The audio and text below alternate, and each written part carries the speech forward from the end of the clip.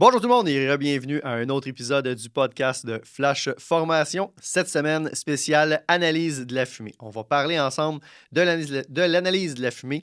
Qu'est-ce que ça fait sur un des lieux d'une intervention? Comment est-ce que l'analyse de la fumée peut nous aider pour prendre des décisions tactiques, voir l'évolution de notre incendie? Quelles sont les caractéristiques de la fumée? Et pour faire cet épisode, je reçois mon ami et mon collègue Steve Brisebois. T'es en forme? Super en forme, Simon, puis vraiment heureux aujourd'hui de parler d'analyse de fumée. C'est un de mes meilleurs cours, je pense, qu'on a bâti à Flash depuis des années. Ben, moi, personnellement, c'est le cours où j'ai vraiment compris le plus l'incendie. Puis c'est drôle à Ouais. dire, là, même si on voit presque pas de flamme, dans le fond, dans le cours Non. d'analyse de la fumée, c'est là où j'ai vraiment réussi à comprendre qu'est-ce que le feu faisait. Ça a fait une super belle introduction au mouvement convectionnel, à la Ouais. propagation de l'incendie. Donc, moi, c'est un des aspects qui a vraiment, je vais dire, révolutionné ma compréhension de l'incendie grâce à l'analyse de la fumée. Puis je ne pensais pas qu'on pouvait aller chercher autant d'informations juste avec la façon dont la fumée sortait de la fenêtre à travers Ouais, tout ça. à fait. Donc, on est vraiment content de faire ça. Fait qu'aujourd'hui, on va faire un résumé ensemble du cours analyse de la fumée pour les auditeurs, pour les aider à mieux comprendre. Puis pour ceux qui ont déjà fait le cours, ben, ça va être un super bon refresh à travers ça. Mais avant d'aller plus loin, je prends quelques secondes pour remercier notre commanditaire officiel, Francis Perrault-Varin, qui est courtier hypothécaire chez Multiprêt Hypothèque. Donc, que vous soyez en refinancement hypothécaire ou que vous soyez à l'achat d'une nouvelle maison et que vous avez besoin d'un financement ou d'une préautorisation, contactez Francis Perrault-Varin, courtier hypothécaire chez Multiprêt Hypothèque. C'est vraiment grâce à lui que le projet des podcasts se fait et on le remercie énormément pour son excellent travail puis pour croire en notre projet. C'est très, très apprécié de ce côté-là. Donc, Steve, parle-nous pourquoi est-ce qu'on ferait de l'analyse de la fumée? Qu'est-ce que ça donne? Qu'est-ce que ça donne? Écoute, en effet, Simon, tu as fait un beau résumé sur comment on comprend l'incendie à l'intérieur. Parce que en tant qu'intervenant, quand on arrive, on n'a pas la situation de ce qui se passe à l'intérieur. Oui, il y a des phénomènes thermiques qui risquent d'arriver, qui sont potentiels. Qu'est-ce qui va faire en sorte qu'on va déterminer c'est quoi les risques à l'intérieur? C'est quoi la situation à l'intérieur du bâtiment? C'est quoi la propagation dans le bâtiment? Et même la compartimentation qu'il y a à l'intérieur du bâtiment. Donc, il y a énormément d'informations qu'on va avoir de par l'analyse de fumée. Et même, on peut aller plus loin de dire, ben, le cours analyse de la fumée vient tout de suite après le cours des phénomènes thermiques. Parce que Ouais. quand on étudie les phénomènes thermiques, ben, on se rend compte que tous les phénomènes thermiques surviennent dans la fumée. Donc, d'être capable de voir la densité, c'est quoi une fumée dense, de voir c'est quoi une fumée chaude, c'est de voir quels sont les dangers, ben, c'est en mieux comprenant, en mieux observant les notions d'analyse de la fumée qu'on est capable de mieux reconnaître finalement Oui, les phénomènes thermiques. tout à fait. Pour faire de l'analyse de fumée, on se sert de 5 caractéristiques. Peux-tu nous les résumer très rapidement? Puis on va y aller après ça vraiment une à une. Oui, tout à fait. Si on y va, bon, ben, on va avoir le plan neutre. Résumé rapidement, bon, mais c'est la hauteur à laquelle l'air et la fumée sortent d'une ouverture. Ça, c'est le plan neutre. Ensuite de ça, il va y avoir la densité de notre fumée. Comment elle est épaisse, l'opacité de la fumée. Ensuite de ça, la vélocité. À quelle vitesse elle sort notre fumée? À quelle vitesse que notre fumée va sortir d'une ouverture? Tu as la couleur de la fumée. Donc, bien entendu, on a 4 couleurs qui sont générales. Et le dernier, qui est le volume de notre fumée qu'on va voir dans le fond par rapport au bâtiment. Le volume de fumée, c'est réellement par rapport à notre bâtiment auquel on fait face. Mais quand je fais de l'analyse, il faut que je prenne en considération les 5 aspects. Je ne peux pas juste prendre, de dire, oh, OK, mon plan neutre me dit telle information. Il faut que je regarde l'ensemble de ces caractéristiques-là. C'est ce qui fait en sorte que quand on est capable de venir joindre toute l'analyse qu'on fait et tous les aspects de notre fumée, fait en sorte qu'on va déterminer qu'est-ce qui va se passer. Parce qu'en effet, de prendre seulement un, oui, ça va nous donner des indices, mais par contre, il faut les agencer tout le monde ensemble. C'est ce qui va faire en sorte qu'on va avoir un résultat de ce qui se passe à l'intérieur de notre bâtiment complet. OK. Donc, si on y va étape par étape, si on commence avec le plan neutre, c'est quoi exactement le plan neutre? Le plan neutre, c'est où, dans le fond, dans tout incendie qui va être généré à l'intérieur d'un bâtiment, l'incendie va générer une pression positive. Si on pourrait dire, notre fumée à l'intérieur va s'accumuler et va faire en sorte qu'elle va s'accumuler dans la partie supérieure. Par contre, notre incendie a besoin d'oxygène. Donc, il y a une quantité d'oxygène qui va rentrer par une ouverture. Et l'ouverture, il va y avoir un apport d'air et votre fumée qui s'accumule, ben, va sortir à l'extérieur. Le plan neutre, c'est l'interstice, dans le fond, l'espace entre la La quantité d'air qui rentre et votre fumée. C'est réellement à quelle hauteur votre fumée elle est et à quelle hauteur on a de l'air. Donc, vous comprenez que plus votre incendie évolue, plus le plan neutre devrait descendre. Donc, pourquoi? Tu as une accumulation de fumée à l'intérieur de notre bâtiment et la quantité d'air, ben, elle, oui, va augmenter, mais à un moment donné, elle va être saturée. Donc, c'est là que votre incendie, avec le plan neutre, peut devenir sous-ventilé, où on va contrôler notre incendie. C'est là qu'on comprend la quantité d'air qui rentre à l'intérieur versus la quantité de fumée qui sort. C'est un indice de votre évolution de l'incendie et de l'ampleur de l'incendie.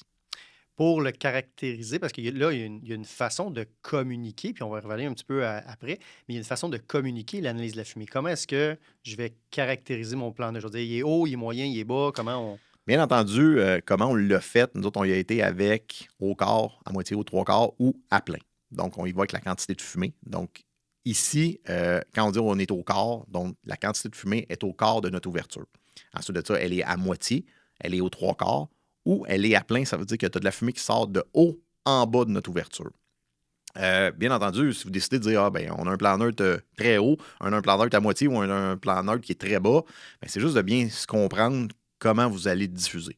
Nous autres, on y a été avec à moitié, à demi, aux trois quarts ou à plein. C'est Moitié, les trois. demi, c'est la même chose, mais c'est correct. C'est bon. Oui, désolé, merci. C'est lourd. Donc, aux trois quarts, à moitié, au quart et à plein. Donc, c'est comme ça qu'on y a été pour le quantifier. Et on utilise, c'est important de dire, par où on observe, surtout pour le plan neutre. Oui. Donc, j'observe par la porte d'entrée versus une fenêtre. Bien, si ça sort à plein d'une fenêtre, ça ne veut pas dire qu'à l'intérieur, mon plan neutre est à plein. Non, exactement. Oui, tu as un bon point, Simon. Quelle ouverture, à quelle hauteur? Parce qu'une porte est jusqu'au sol, comparativement à une fenêtre qui est surélevée. Donc, c'est possible qu'une porte soit ouverte et une fenêtre soit ouverte, puis votre plan neutre va être égal. Si le plan neutre dans une porte est à la demi, bien, à la fenêtre, il va peut-être être à plein. Mais pourtant, c'est pas le même. On dit, OK, un plan neutre à plein, parce qu'un plan neutre à plein va nous déterminer qu'on a une autre ouverture ailleurs. Mais par contre, c'est là qu'il faut analyser le tout. Il faut analyser si, là, on va arriver dans les autres, densité, vélocité, c'est la même. Bien, même si ton plan neutre est différent, c'est possible que quand on vient jumeler la densité, la vélocité, la couleur, fait en sorte que, c'est le même compartiment. Un aspect qui est intéressant du plan neutre, c'est de voir son évolution dans le temps. Parce que d'arriver sur les lieux d'incendie et de dire, OK, j'ai un plan neutre qui sort au quart de la porte d'entrée en avant, ça ne nous donne pas tant d'informations que ça. Alors que si une minute après, mon plan neutre était au quart, il vient de passer, il est rendu aux trois quarts de la porte en avant, bien, l'information que ce que ça me donne, c'est que j'ai une propagation rapide, j'ai une évolution rapide de l'incendie à l'intérieur. Donc, c'est ça qui va être intéressant du plan neutre à travers ça. Mais c'est sûr qu'il y a une évolution ou encore il y a eu une action quelconque qui a été faite à l'intérieur du bâtiment par les pompiers ou par un citoyen ou peu importe, qui a fait en sorte qu'il a changé notre plan neutre. Donc, c'est pas juste d'être statique. C'est réellement de dire, il y a un plan neutre, 3 secondes après, il y a quelque chose qui a changé. C'est pourquoi que ça a changé. Y a-t-il une action qui a été faite par quelqu'un ou par un intervenant? Puis c'est de voir un petit peu qu'est-ce qui s'est passé. Qu'est-ce qui peut arriver ou qu'est-ce qui est arrivé. OK, je comprends. Et même à la limite, voir si la progression des équipes se fait bien à l'intérieur, si ils font une application d'eau qui est efficace, puis que tu vois ton plan neutre augmenter, ça peut être un signe, ça, que ton équipe à l'intérieur fait un travail qui fonctionne bien. Exact? Tout à fait, Simon, c'est exactement ça. Ça vous donne une très bonne idée de ce qui se passe à l'intérieur, juste de par le plan neutre. OK. Ça, c'est le plan neutre. Deuxième aspect qu'on pourrait regarder, c'est la couleur. Qu'est-ce que ça va nous donner comme information, la couleur de notre fumée? La couleur va nous déterminer... OK, il faut faire... Avant d'arriver à la couleur, même au plan neutre, il faut y aller avec le compartiment. Chaque compartiment dans le bâtiment va avoir une évolution de l'incendie différent. OK, définis d'abord pour nos amis français, c'est quoi un compartiment? Un compartiment, tu as deux types de... Tu as des compartiments à l'intérieur qui sont habitables. Ce qui veut dire une chambre, une cuisine, tu vas avoir même un garde-robe, c'est un compartiment que tu peux aller, quand tu rentres dans le bâtiment, tu peux avoir un accès dans le bâtiment. Ça, c'est toutes les petites chambres, les cuisines, les salles de bain, ça, c'est des compartiments. Chaque pièce, quand tu rouvres une porte, tu rentres dans une pièce, c'est un compartiment. Et l'entre-toi aussi pourrait être un compartiment? Structural. OK. Ça, c'est un compartiment qui est structural. Tu n'as pas accès quand tu rentres par la porte d'entrée. Les murs, l'entre-toi, l'assemblage plancher-plafond, ça, c'est un compartiment qui est structural. Et c'est là la différence quand tu as un incendie qui est dans un compartiment qui est habitable, exemple une fumée noire, mais elle n'est pas nécessairement dans la structure. Par contre, quand vous commencez à avoir de la fumée qui est dans la structure, là, ça a un impact qui est différent. La couleur de la fumée, on en a 4 en général. Selon les compartiments, le compartiment qui va brûler. L'évolution, c'est toujours assez similaire. On a une fumée blanche qui est synonyme d'évaporation d'eau. Tout compartiment que vous avez, la table, la chaise, le tapis, peu importe, vous avez une quantité d'eau qui doit être évacuée. Par la suite, la fumée qui est un petit peu plus jaunâtre, c'est la pyrolyse. Dans le fond, là, c'est la dégradation du matériel. La dégradation du matériel va faire en sorte qu'une fumée qui est un petit peu plus jaunâtre va commencer à apparaître. Fumée jaunâtre brune, là, c'est des matériels qui sont organiques. Donc, le bois, souvent. Exactement. Le bois, du foin, vous allez voir, c'est du coton. Ça va être du matériel qui va faire une fumée qui est un petit peu plus brune.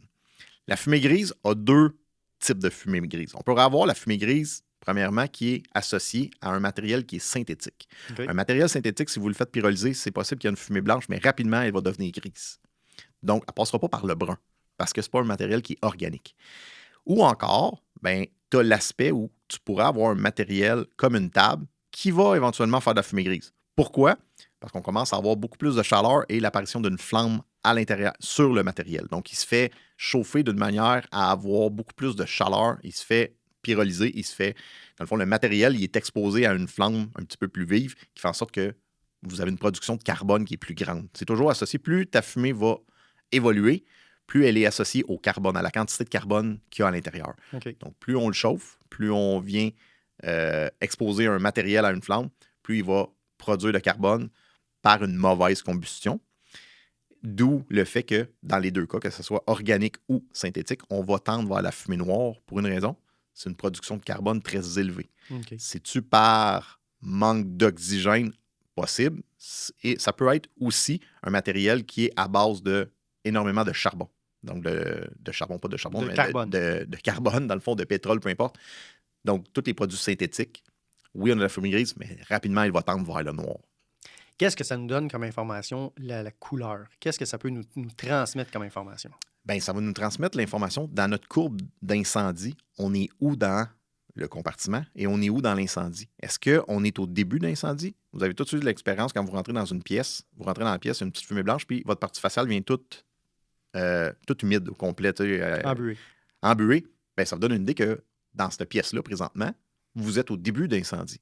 Vous êtes encore dans l'aspect d'une fumée blanche avec évacuation de la quantité d'eau. Par contre, dans un autre compartiment, vous rentrez, et là, beaucoup plus sec, fumée grise, puis il n'y a plus aucune vapeur. Donc, vous comprenez que dans ce compartiment-là, vous êtes dans la courbe d'incendie beaucoup plus dans la croissance que dans la pyrolyse et dans le développement. Donc, vous comprenez que à ce moment-là, vous êtes dans un aspect où l'évolution de l'incendie est beaucoup plus grand. OK. Donc, fait que ça, c'est pour la couleur de la fumée. oui, tout à fait. Blanc, brun, gris, noir. Exactement. All right. 3e aspect, le volume de la fumée. Ça vient d'où, le volume de fumée? Le volume, c'est la quantité de fumée qui est produite dans le bâtiment. On prend exemple 2 incendies où on fait brûler, exemple, un pneu, qui produit énormément de fumée. On le met sur un bâtiment de 30 par 30. Il va quand même avoir possiblement un volume qui est moyen, un volume par rapport au bâtiment. Donc, quand on regarde la quantité de fumée qui sort par les ouvertures puis la quantité de fumée qui est au-dessus du bâtiment, on va quand même avoir un volume qui pourrait être moyen à grand. Mais par contre, on le met dans un entrepôt comme le Costco, on va avoir un petit volume. Pour un pneu qui brûle. Pour un pneu, pour le même combustible, exactement. Pour le même combustible, la même quantité de combustible, le compartiment dans lequel le feu est mis ou la matière combustible brûle va produire une quantité de fumée, puis c'est ça qu'on va déterminer. Qu'est-ce que ça va déterminer? C'est la quantité de fumée qui s'accumule à l'intérieur de notre bâtiment. Donc, la caractéristique du volume de fumée va dépendre de la grosseur du bâtiment. Totalement. Donc, si j'ai un cabanon versus un Costco, la même quantité de fumée, mettons en mètres cubes, je pourrais avoir un gros volume de fumée au-dessus du cabanon, alors que je vais avoir un très petit volume de fumée au-dessus du Costco. Et pourtant, c'est le même feu. Je comprends. Mais par contre, à l'intérieur, la situation n'est pas la même. Il y a beaucoup plus de risques dans le cabanon, qui est un phénomène thermique qui se produit parce que la quantité de fumée va être beaucoup plus grande que dans le Costco. Oui, parce qu'il faut le ramener au phénomène thermique. Oui, totalement. OK. Mais c'est le même feu. On fait face au même feu, mais on ne fait pas face au même phénomène thermique. C'est pas les mêmes conditions. Non, exactement. Je comprends. Et qu'est-ce qui détermine le volume de fumée? Qu'est-ce qui va faire qu'un feu va avoir plus de volume de fumée qu'un autre? Bien, à partir de là, oui, encore une fois, c'est la quantité de matériel qui brûle et le matériel en soi. OK. Donc, la première chose, c'est le matériel qui va brûler. Par exemple, on va prendre du bois versus du synthétique, donc tout ce qui est pétrolier. Bien, on peut produire énormément de fumée avec un produit qui est pétrolier versus un produit qui est organique. Encore une fois, on vient au produit organique. Du bois va produire beaucoup moins de fumée que le produit synthétique. Puis on sait aujourd'hui, dans nos maisons, c'est quoi nos produits? C'est que du synthétique. Ben, on regarde juste ici, exemple, on a les panneaux Oui, tout à fait. sur on a les panneaux dans le studio de podcast, le plastique, les chaises plastiques, fait. le cuir synthétique. C'est ça qui va produire Oui, finalement c'est en plein ça. un plus gros volume de fumée. Oui. OK, parfait. C'est maintenant l'heure de la minute Hellenbach. Parlons un peu du cercle de la communauté, l'importance de la communauté quand on reçoit un diagnostic comme ça. Ben, là, ce qui arrive, c'est que là, il faut qu'on crée une bulle autour de soi. Dans mon cas, c'était ça. Tu sais, parce que souvent, là, c'est comme des gérants d'estrade, là. Tu sais, il y a des gens, des fois, qui vont dire, ben non, écoute pas lui. Non, c'est pas ça qu'il faut que tu fasses. Non, ça fait qu'à un moment donné, tu viens tout m'aider. Tu as juste besoin d'amour autour de toi, c'est tout. Puis du support, puis que les gens acceptent ce que toi, tu veux faire. Puis c'est ça, cette bulle-là. Puis pendant cette bulle-là, ben moi, je cherchais Oui, je suivais mon oncologue, là. Je suivais les traitements en oncologie. Mais moi, je me disais, qu'est-ce que moi, je peux faire en plus? Quand je reviens chez moi, là, je m'en vais-tu à la brasserie prendre de la bière en oubliant que je suis malade ou j'essaie de... Fait que là, je me créais une bulle pour trouver des solutions. La communauté, c'est le support, hein? Puis, tu sais, moi, comme je te dis, je suis tombé en mode solution. Mais c'est sûr qu'à ce moment-là, moi, j'ai un fils de 8 ans que, tu sais, je peux quand même pas arrêter de prendre mes responsabilités de père. Fait que oui, je continue à prendre soin de mon fils. Mais ma femme, tu sais, a bien compris ça. On a eu des bonnes discussions que, tu sais, je peux plus être l'homme que j'étais avant, pour l'instant, du moins. Je dois me concentrer sur ma santé, puis pour que mes idées soient claires, mais je donne quand même du temps à mon fils parce que ça me nettoie l'esprit. Tu sais, l'amour d'un enfant, c'est unique. Puis c'est mon épouse d'un côté, mais en dehors de tout ça, c'était la famille, mais la famille, c'est juste du support, c'est juste de l'amour qu'on a besoin. On n'a pas besoin tant de solutions. On peut se faire suggérer des choses, mais pas venir brouiller les cartes quand tu as le goût de faire quelque chose. Comme je t'expliquais, c'est toujours, il faut y aller avec ce qu'on ressent, nous, le malade, en fait. Je comprends. On le caractérise comment? Petit, moyen, grand volume? Tout simplement par rapport au bâtiment, vraiment. Par rapport au bâtiment, petit volume, moyen volume, grand volume. Puis pour revenir, Simon, tu sais, c'est subjectif. Tu dis, moi, je vois plus un petit volume. Ouais, mais moi, je vois un moyen. Écoute, c'est l'évolution qu'il va y avoir. Si toi, tu as vu un petit, puis ça l'a monté en moyen, c'est l'évolution que tu as vue. Si tu le vois moyen, puis il devient à grand, ben, c'est correct, tu as vu une évolution.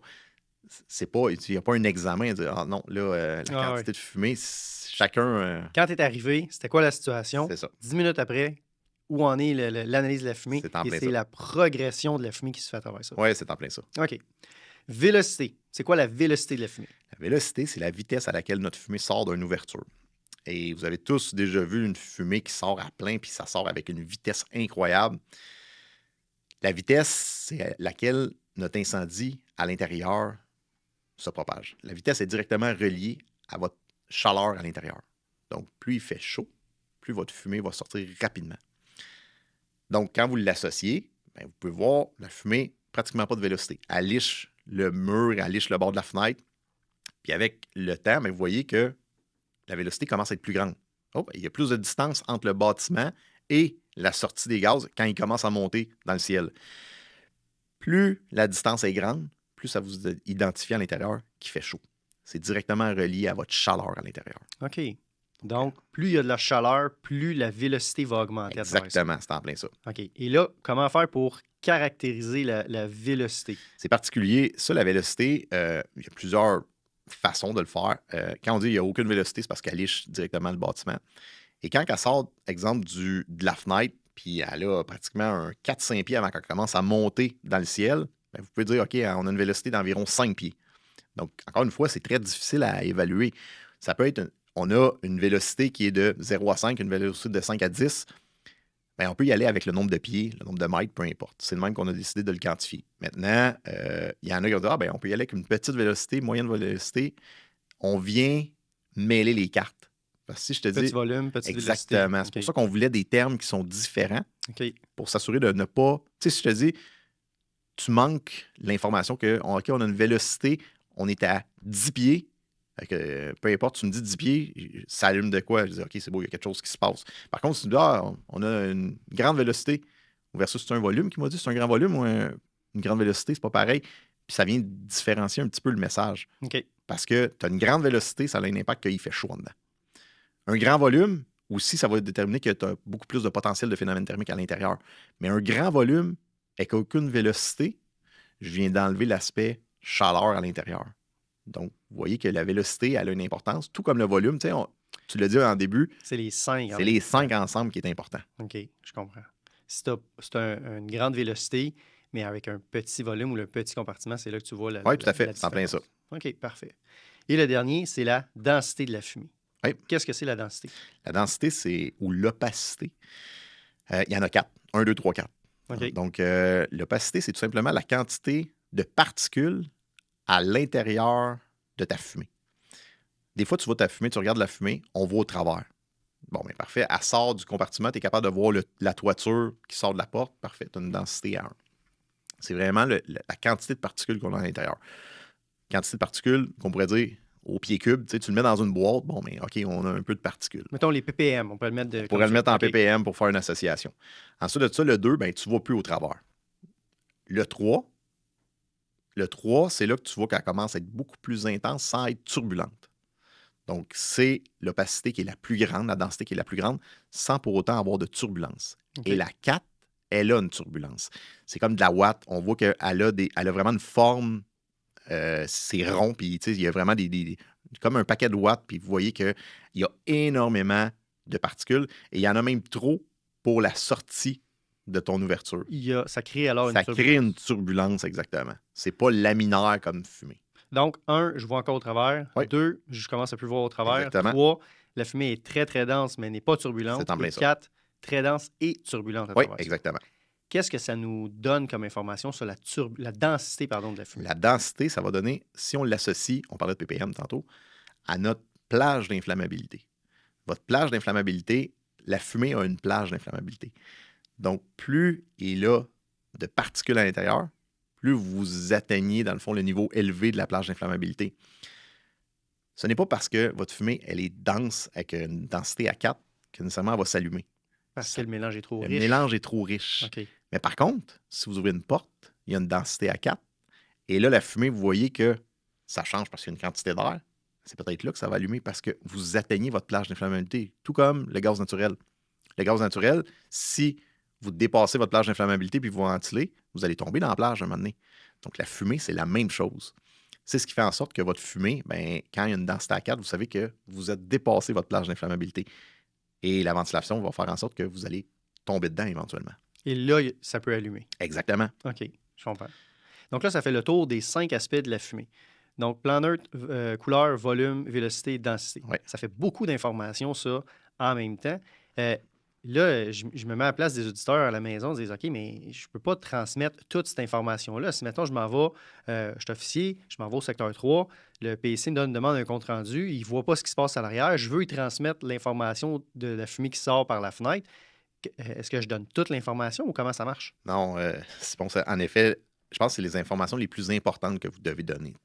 Tu sais, si, exemple, vous arrivez au secteur 3, il y a une multitude de choses que vous pouvez donner, de dire OK, je vais donner les 5 aspects.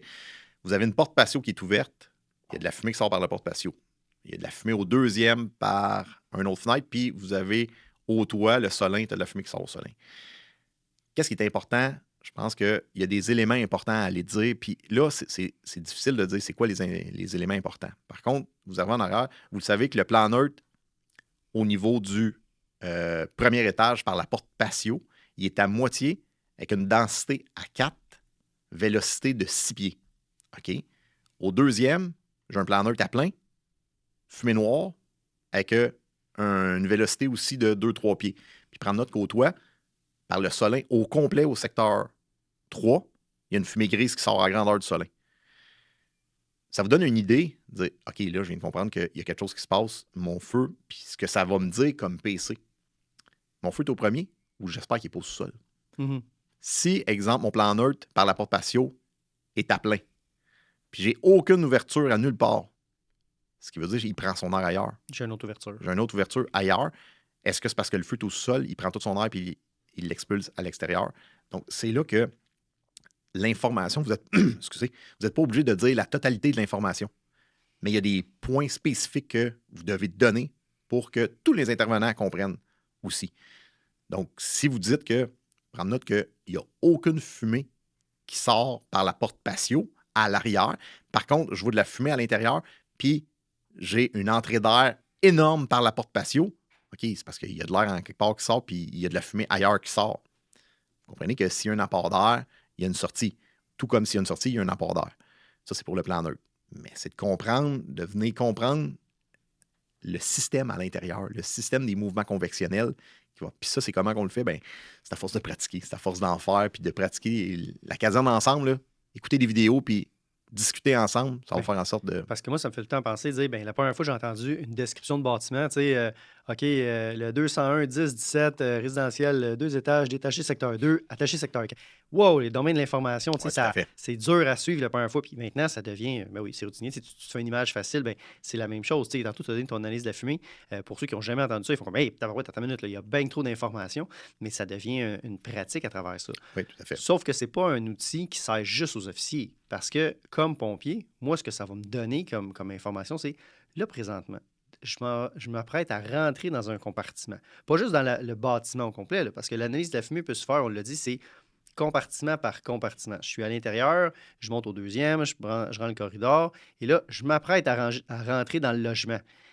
C'est quoi les signes de fumée que j'ai? Qu'est-ce que la fumée me donne comme information? Bien, c'est là où, quand je m'arrête, puis que juste en 30 secondes, je la regarde, je fais « Wow, attends une minute, là, il y a quelque chose qui ne marche pas. » Je m'apprête à rentrer dans un lieu qui n'est pas sécuritaire. Est-ce qu'il y a d'autres actions que je peux faire avant, comme refroidir le compartiment ou demander, de voir si on ne fait pas une autre action à travers ça? Bien, c'est pas juste un outil pour les officiers, c'est aussi un outil pour les pompiers qui vont leur permettre de mieux analyser leur sécurité. Totalement. Totalement, Simon. Les pompiers, souvent, disent « Ah, ben moi, je suis pas officier, je suis pas obligé de écouter les ondes, écouter qu'est-ce qui se passe. Ça va vous donner beaucoup d'informations, puis vous allez savoir, OK, va-t-il falloir que je fasse du gas cooling? Hein? Si vous êtes porte-lance, puis vous avez l'information qu'au deuxième, en ce moment, il y a de la fumée très dense, fumée noire au deuxième étage, puis présentement, il semble y avoir beaucoup de chaleur. Mais ça se peut que vous autres, si vous êtes porte-lance, soyez plus alerte. Mm-hmm. Donc, l'officier va peut-être vous le dire, mais je pense qu'encore une fois, c'est le travail d'équipe au complet. Si tout le monde, on écoutait et on savait qu'est-ce qui se passait, ça va aider grandement l'intervention. Il y a tellement d'informations, des petits trucs des fois qu'on peut aller chercher. Je pense, exemple, à les mouvements de la fumée via notre plan neutre. Tu sais, on ne sait pas trop il est où notre feu dans le bâtiment. Bien, on sait que l'air va être attiré vers le foyer d'incendie. Mais si je prends ma lampe de poche puis que j'éclaire, je vais voir le mouvement de la fumée qui va aller vers le foyer de l'incendie. Donc, ça va me diriger vers où se trouve mon foyer d'incendie à travers là. Fait que c'est des petits trucs que, grâce à l'analyse de la fumée, ça va pouvoir nous aider à être plus sécuritaire ou à être plus efficace sur les lieux de notre intervention. Oui, tout à fait. Donc, l'analyse de la fumée, c'est global au complet. C'est pas seulement un aspect. OK, oui, ça va vous donner des indices, un aspect, mais quand vous êtes capable d'amalgamer tout ça, toute l'analyse de fumée et ensuite, où elle est située dans le bâtiment, va vous déterminer. Tu sais, tantôt, on parlait de compartiments qui sont habitables et des compartiments qui sont structurels. Quand vous voyez que vous avez de la fumée, exemple grise, qui sort par un compartiment qui est habitable, et quelques minutes après, vous avez l'information qu'il semble y avoir de la fumée dans ma structure qui sort par les solins et sur l'agencement de l'assemblage plancher-plafond entre le deuxième et le troisième. OK, donc mon feu vient de percer. Vous avez l'indice que possiblement votre feu est en train de traverser qui va être dans ta structure. Donc, vous voyez un petit peu. Et là, si au toit, il se met à ouvrir pas d'eau, et là, vous voyez l'évolution, ça passe de blanc, brun à gris. Vous savez très bien que même de l'extérieur, vous êtes en mesure de savoir, OK, mon feu est rendu dans la structure. Il est passé. Il est passé dans la structure.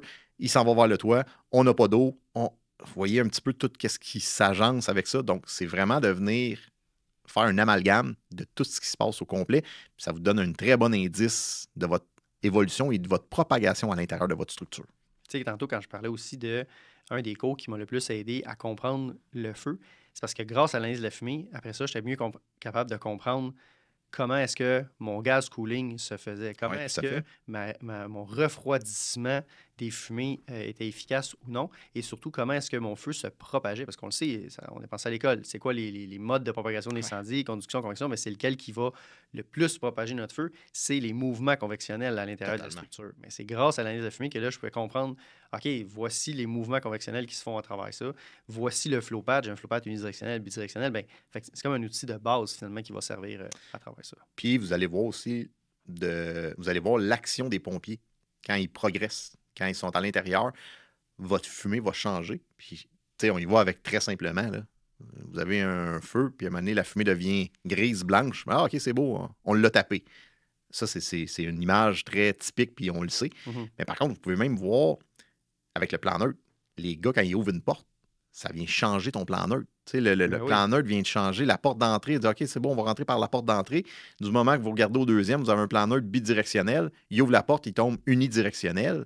Donc, dans un sens, ça vous donne une idée de OK, c'est beau, selon l'analyse de la fumée, vous voyez que en ce moment, vous vous doutez que la porte du passage qui mène de la chambre au couloir est possiblement ouverte. Parce que quand vous avez fait une action au premier étage, ça a changé votre plan neutre au deuxième. Donc, ça vient de vous donner un indice qu'il y a un jeu d'air.